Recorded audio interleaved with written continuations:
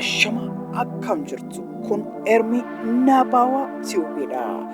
YouTube channel Ermi Nabaawaa Tiyoobii irratti qophiilee barsiisoo ta'an garagaraatu isiniif dhiyaata. Har'a immoo waa'ee atileetii lammii Spain Waan Farnandez jedhamu tokko qabadhee isiniif dhiyaadheera. Hamma dhumaatti hordofuu hin dagatinaa. Ermi Nabaawaati filannoo namoota filatamooti. Ani qopheessaan qophichaa Ermiyaas Tolasaati.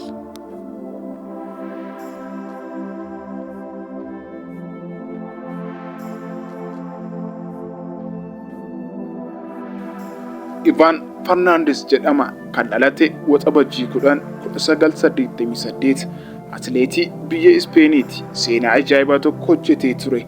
Addunyaan hundi guyyaa tokko footoo isaan guutamte.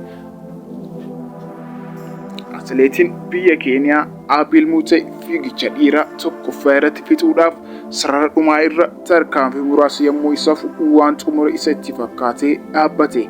Atileetiin biyya Ispeen Waan Farnandez immoo isumatti aanee lammaffaa irra duuba isaa kan ture atileetiin Keeniyaa konfidee ta'uu isaa waan hubateef hin dhaabbatanii itti fufii xumuri jedhee itti iyye. Atileetiin Keeniyaa sun garuu afaan Ispaanishii waan hin dhageenyeef ammas isaaf hin galle ture. Sana booda atileetiin Ispeen Farnandez akka isaa hubataa hin jirre waan isaaf galeef atileetii Keeniyaa sanaan gara fuulduraatti achi isa dhiibee sarara qaxxaamursee tokkoffaa isa taasise. Kanaan wal qabatee guyyaa tokko keessatti footoon isaa 81,000 namootaaf sheerii ta'e, laayikii 136,500 oliif komentii 800 ol argate. Sababa kanaanis hordoftoota miliyoonaan lakkaa'aman argachuu danda'eera. Gochi kun kan qalbii isaanii hawwate gaazexeessonni itti dacha'anii maaliif kana gootee asii ofii kee maaliif tokkoffaa hin baane jedhanii gaafatan. Atileetiin biyya Ispeen Waan Farnandez deebisee abjuun koo guyyaa tokko jireenya hawaasa kanaa keessatti namoonni duubatti wal harkisuu dhiisanii gara fuulduraatti wal dhiibanii wal gargaaranii mo'attoota yommuu wal taasisan arguudha. I didn't deserve to win it. I did what I had to do jedheen. Kaayyoon isaa guddaan ani dogoggora uumameen nama mo'uu barbaadu dandeettii koo qofa yoo ta'e malee dhuguma atileetiin kun mo'amuus danda'a. Inni garuu dogongoraan waan dhaabbateef ani caalee miidiyaalee sana fudhachuun natti hin tolle jedhe. Har'a nama akkanaa ni arkitu? Eessatti arkitu? Aangoota mootummaatii? Gaggeessitoota amantii garagaraati? Anaaf si eenyu malaata? Anaaf ati yoo osoo wanti akkanaa nu mudatee silaa akkam goona turre? Ni gammannaa miti?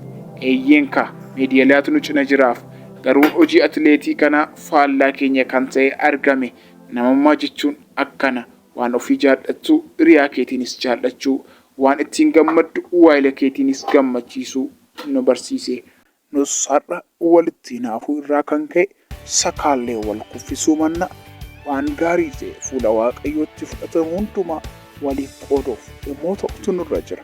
Akkuma sagalee Waaqayyoo dubbatu Yaaqoob 3:13 irratti isin keessaa namni ogeessi hubataanis jira. Inni karaa garraamummaa ogummaa keessaa argamu sana adeemni isaa isa gaariidhaan hojii isaa isa gaarii haa mul'isu jedha. Dabalataanis nama jaalalli keessa isaa jirutu gaarii godha. Jaalalli jiraannaan gaarii gochuun ba'aa namatti hin ta'u waan ta'eef. Ermi Nabaawaa Tiyoobii filannoo namoota filatamooti.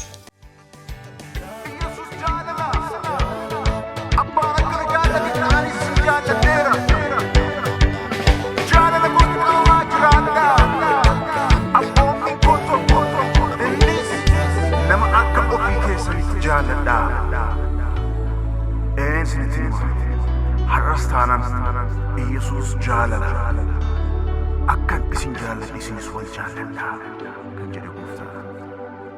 Ameen. Nama kufe irra goree lubichi ho'a dhaabe inni ilaalee achi firaaf jedhe qomoof sanyii nutuun koodi naannoon birmaatee du'aasa oolchee dhufee faagoo ilaalchi bifi gargartoomsaa isaan qabne daangaan simatee namummaa isaa jaalalaan gaarii taa'e akka ofiisaatiitti jaallatee ol qabe jaalala jaalala jaalala mas jaalala